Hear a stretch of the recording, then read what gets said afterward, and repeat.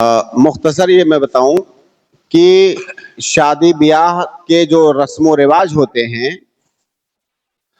وہ رسم و رواج اس وقت تک جائز ہوں گے جب تک اس کے اندر شریعت کی کوئی مخالفت داخل نہ ہو جائے، تب تک وہ جائز ہوں گے.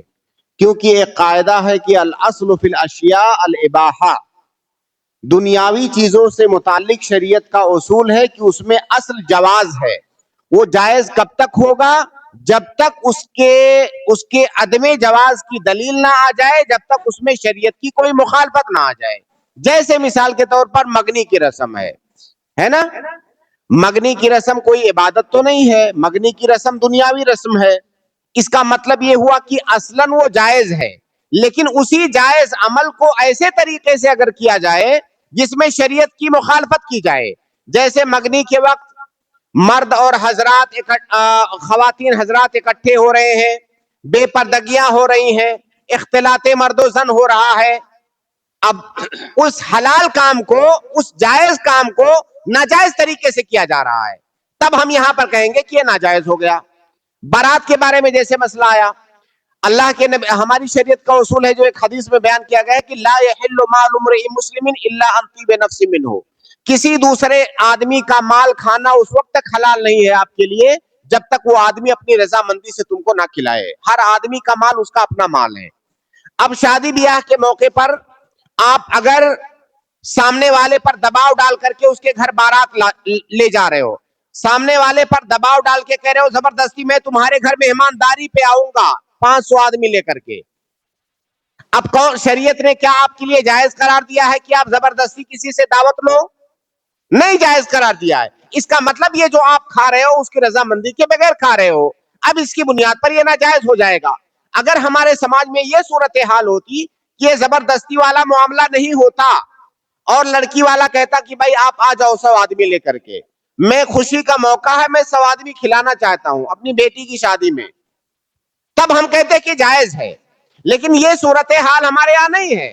صورتحال یہ ہے، یہ زبردستی کا معاملہ ہوتا ہے. کئی دفعہ لڑکی کا باپ خود بلا رہا ہوتا ہے کہ بھائی 200 باراتی لے آنا، لیکن وہ کیوں بلا رہا ہوتا ہے؟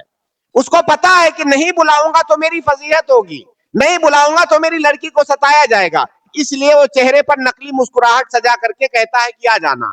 اب سامنے والا لوگوں کو دھوکہ دینے کے لیے کہتا ہے کہ دیکھو بھائی میں نے تو کہا نہیں تھا، اس نے خود بلایا ہے. بھائی اس نے بلایا نہیں ہے، یہ دباؤ ہے اس کے اندر، یہ دباؤ اسے بلانے پر مجبور کر رہا ہے. اس لیے ہم کہتے ہیں بارات ناجائز ہے کیونکہ آپ ناحق اس کا مال کھا رہے ہو. یہی معاملہ جہیز کا ہے. اگر کسی پر دباؤ ڈال کر کے آپ اس کا مال ناحق لیتے ہو تو ایسا کرنا یہ جائز نہیں ہے. جہیز بھی لینے کا آپ کا کوئی حق نہیں ہے. بھائی کس حق سے آپ لے رہے ہو؟ کیا آپ میراث لے رہے ہو؟ کیا آپ کا کوئی میراث بنتا ہے؟ نہیں، یہ شادی ہو رہی ہے. شادی میں ہماری شریعت میں کوئی لین دین کا تصور نہیں ہے. بھائی اپنی مرضی سے تو میں آپ کو اپنا پورا گھر دے دوں، دینا جائز ہے، لیکن کیا وہ آدمی اپنی مرضی سے دیتا ہے؟ نہیں، اپنی مرضی سے نہیں دیتا ہے. اس پر سماج کا دباؤ ہے، اس پر رسم و رواج کا دباؤ ہے، اس پر اس بات کا دباؤ ہے کہ میری لڑکی کے ساتھ یہ لوگ کیا کریں گے، اس کو اپنی عزت کا دباؤ، عزت بچانے کا دباؤ ہے. یہ سارے دباؤ جب اس کے اوپر ہے تو رضامندی نہیں ہے گویا کی، تو لہٰذا اس کا مال لینا جائز نہیں ہے. تو یہ اصول یاد رکھیں. جیسے ایک رواج اپنے ہاں مہندی کی رسم، بہت سارے لوگ یہ سوال پوچھ رہے ہیں مہندی کی رسم کیسی ہے، ہلدی کی رسم کیسی ہے.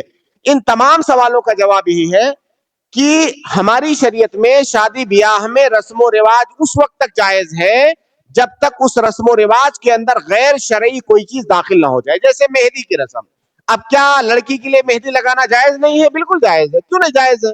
کیا اس کو ہلدی لگانا نہیں جائز ہے؟ بالکل جائز ہے.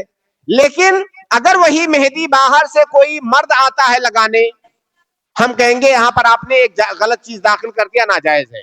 اگر وہی ہلدی اس لڑکی کے کپڑے اتار کر کے محلے کی عورتیں لگاتی ہیں برہنہ کر کے، اس کو وہ اس کے جسم کے وہ اعضاء کھول کر کے لگاتے ہیں جو دیکھنا جائز نہیں ہے، ہم کہیں گے آپ نے ایک غلط چیز اس میں داخل کر دیا.